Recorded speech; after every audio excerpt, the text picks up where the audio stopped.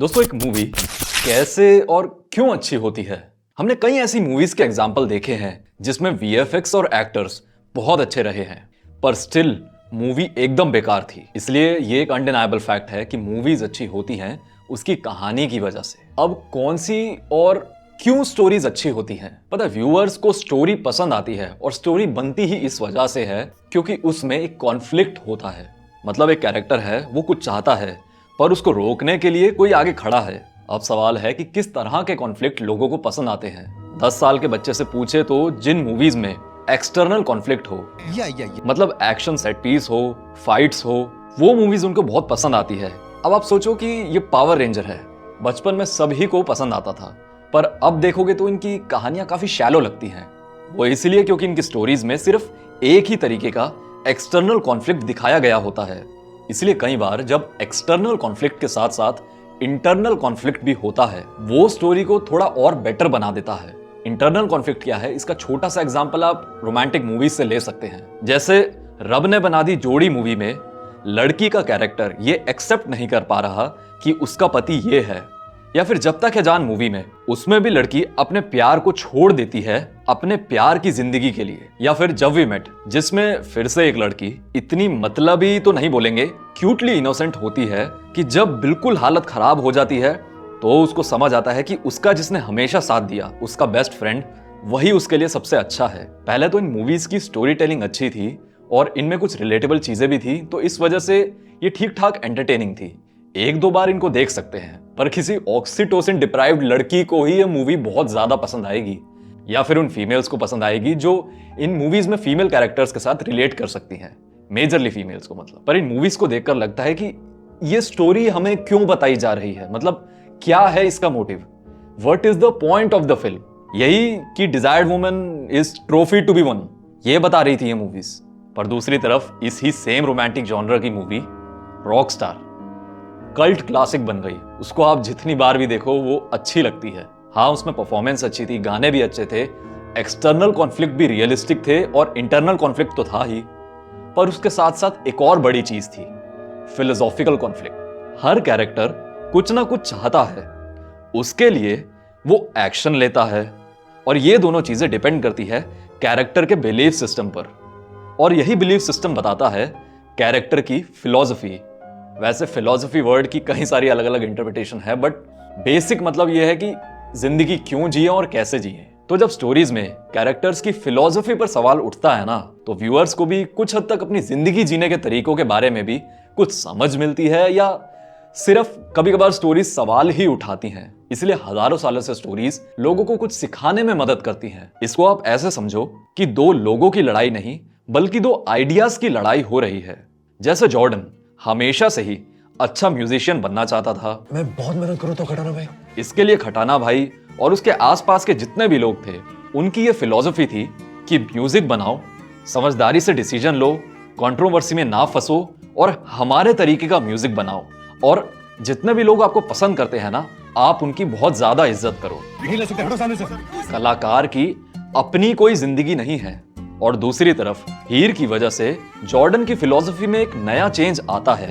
अब वो सिर्फ म्यूजिक ही नहीं बनाना चाहता, अब वो अपनी शर्तों पर म्यूजिक बनाना चाहता है, और जिस तरह का म्यूजिक वो बनाना चाहता है वैसा बनाएगा, और कुछ भी हो जाए वो हीर के साथ ही रहना चाहता है। मतलब इन शॉर्ट, वो अपनी जिंदगी अपनी शर्तों पे जीना चाहता है और अपनी शर्तों पे ही म्यूजिक बनाना चाहता है। ये दोनों आइडिया एकदम कॉन्फ्लिक्टिंग है, और इनकी लड़ाई आप मूवी के वन ऑफ द बेस्ट नहीं बेस्ट सीन्स में इस सीन में देख सकते हैं। यही सब चाहता था ना, मगर खुशी तो दूर दूर तक नहीं है, कहीं नहीं है। सिर्फ एक जैसे कीड़े काटते रहते मुझे हर टाइम। यही चीज आप 3 इडियट में भी देखोगे। वायरस और बाकी सबकी ये फिलॉसफी है। Remember, life is a race. अगर तेज नहीं भागोगे तो कोई तुम्हें कुचल के आगे निकल जाए। दूसरी तरफ रैंचो की ये फिलॉसफी है, किसी महापुरुष ने कहा है कि कामयाब होने के लिए नहीं, काबिल होने के लिए पढ़ो। और आखिर में मूवी ये भी बताती है कि इन दोनों आइडियाज में से कौन सा आइडिया जेन्युइनली सही है। हम सब ये चीज समझते हैं कि अलग अलग समय के हिसाब से कुछ चीजें समझनी ज्यादा जरूरी होती है। इसलिए कुछ फिलोसॉफिकल कॉन्फ्लिक्ट्स भी बाकियों से ज्यादा जरूरी होते हैं। वो व्यूअर्स के दिमाग में बाकियों से कुछ जरूरी सवाल उठाते हैं। अब आज की दुनिया में आपको कौन से फिलोसॉफिकल कॉन्फ्लिक्ट्स सबसे ज्यादा अनरिजॉल्व लगते हैं, इसके बारे में आप मुझे कमेंट में बताओ। बट मुझे लगता है कि आप इस बात से एग्री करोगे, रैशनैलिटी वर्सेस रिलीजियोसिटी की फिलॉसफी में आज की दुनिया में सबसे ज्यादा कॉन्फ्लिक्ट लगता है। अब there will be blood movie इन्हीं फिलोसॉफिकल आइडियाज के बारे में कुछ चीजें बताती है। ये मूवी 2007 में आई थी और इसके लीड एक्टर को ऑस्कर भी मिला था। पर इसके टाइम की जितनी भी पॉपुलर मूवीज थी उतनी पॉपुलैरिटी इस मूवी को नहीं मिली। तब शायद लोग इस मूवी के डीपर मीनिंग को शायद समझ नहीं पाए, या फिर मुझे लगता है कि तब के व्यूअर्स को ये चीज समझने की समझ ही नहीं थी। इसकी कहानी एकदम अर्ली 1900s वेस्टर्न अमेरिका में सेट है। तो तब वहां बहुत सारे अनटच्ड नेचुरल रिसोर्सेज के लैंड थे। तो उस टाइम लोग ग्रुप्स बनाकर रिसोर्सेज ढूंढते थे, जैसे गोल्ड, सिल्वर, या फिर तब के टाइम का बहुत नया रिसोर्स ऑयल। अब इस मूवी की स्टोरी के ये दो मेन कैरेक्टर्स हैं, इलाई संडे और पॉल संडे। ये एक ही फिलॉसफी के दो चाहत को पाने के अलग अलग काम करने वाले तरीकों को दिखाते हैं। शायद यही रीजन रहा होगा कि इस मूवी में इनको आइडेंटिकल ट्विंस की तरह दिखाया है। दूसरी तरफ डैनियल प्लेनव्यू है जो कि रैशनैलिटी को रिप्रेजेंट करता है। और डैनियल प्लेनव्यू इतना अल्ट्रा रैशनल क्यों है, इसको मूवी बहुत शुरुआत से ही अच्छे से एस्टैब्लिश करती है। सबसे पहले सीन में डैनियल को पिट में दिखाया है। वो अकेला ही गोल्ड माइन कर रहा है। ये करते वक्त उसका पैर भी टूट जाता है। तो रेंगते रेंगते वो अपने कैंप तक जाता है और फिर खुद के पैर पर टेम्परेरी जुगाड़ करके खुद लंगड़ा ही शहर पहुंच जाता है।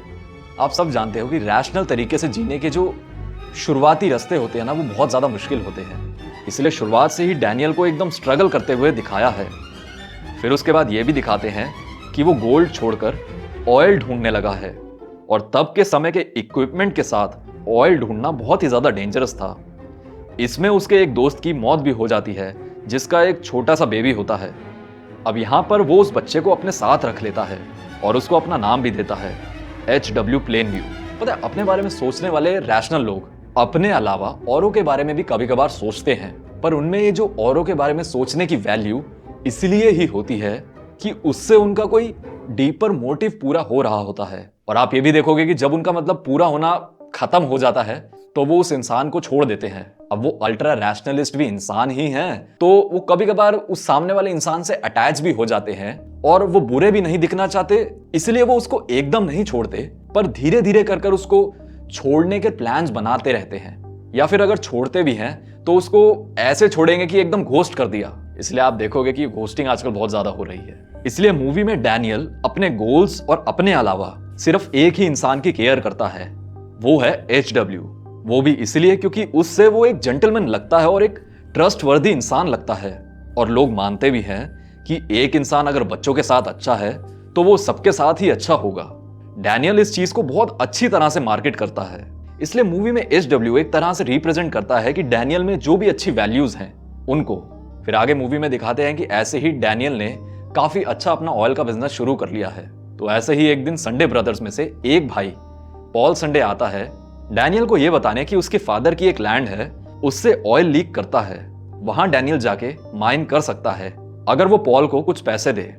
फिर डैनियल उसके बाप की लैंड के पास जाता है और थोड़ी बहुत बातचीत करता है कि मुझे ये लैंड चाहिए। उस लैंड में ऑयल है, फैमिली में किसी को इसके बारे में पता नहीं होता, सिर्फ पॉल और इलाई संडे को पता होता है। What about our oil? तो इलाई उससे ऑयल लैंड के प्राइस वाला प्राइस मांगता है।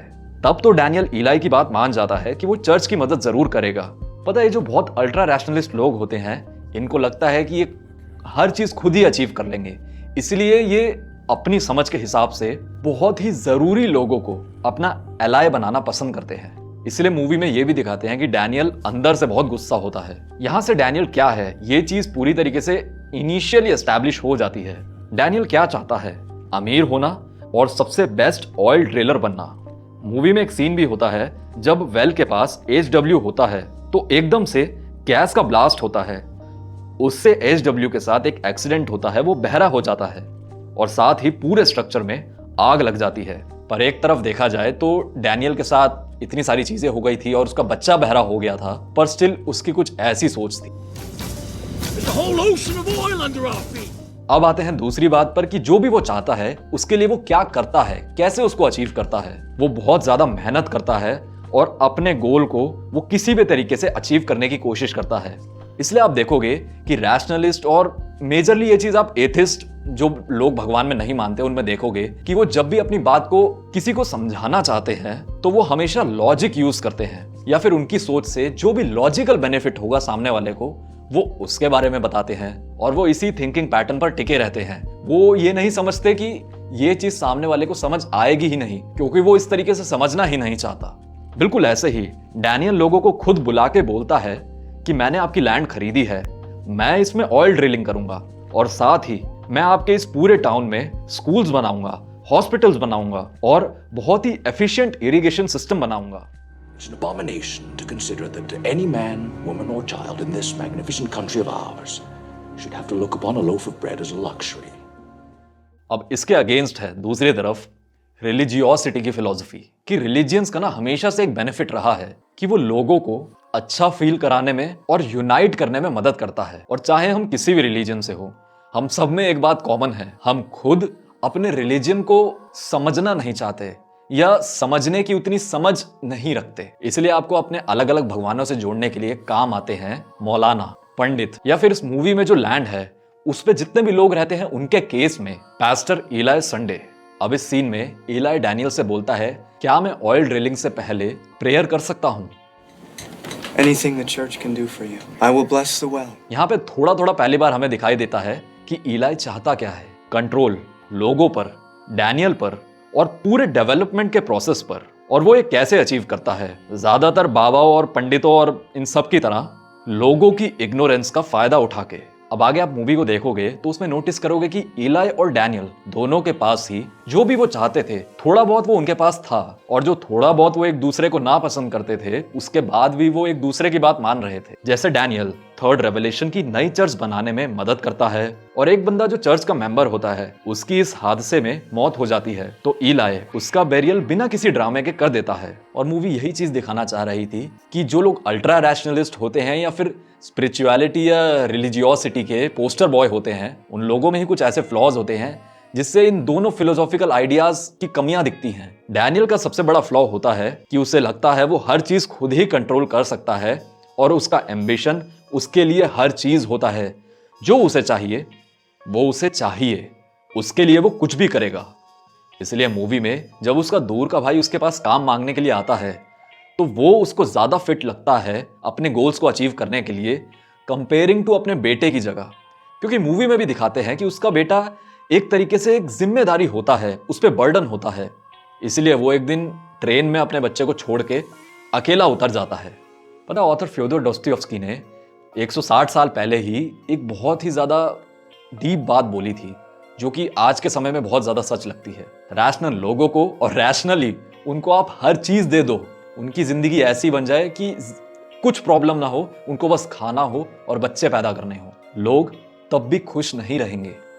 मूवी में दिखाया होता है कि अपने फायदे के लिए वो अपने इस भाई को तो काम पे रख लेता है, पर उसका वो भाई असल में उसका भाई नहीं बल्कि उसके भाई को रास्ते में मिलने वाला एक अनजान बंदा होता है जो उसके भाई को मार के उसकी कहानी यूज करने लगता है। इसलिए डैनियल उसको मार देता है।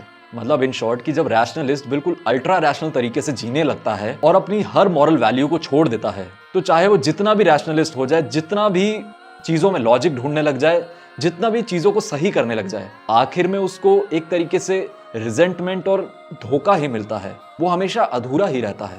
कुछ लोग ऐसे हैं जिनके पास सब कुछ है पर आज वो बिल्कुल अकेले हैं और वो दुखी रहते हैं। अब दूसरी तरफ ईलाई संडे का फेटल फ्लॉ होता है उसके कंट्रोल का डिजायर और उसका ईगोइस्टिक एंगर। पहले तो डैनियल शुरुआत से ही ईलाई से काफी ज्यादा फ्रस्ट्रेटेड होता है कि उसको ईलाई की वजह से इतनी महंगी लैंड खरीदनी पड़ी सब ही से। फिर एक सीन में मूवी में जब डैनियल के साथ ये हादसा हुआ होता है उसकी वजह से वो थोड़ा बहुत फ्रस्ट्रेटेड होता है, तो उस सीन के एकदम बाद ये दिखाते हैं कि ईलाई अपनी लैंड का पूरा पैसा मांगने के लिए डैनियल के पास जाता है तो डैनियल उसको खूब मारता है, उसकी बहुत बेइज्जती करता है। अब इसका गुस्सा सबसे पहले ईलाई अपने बाप पे निकालता है।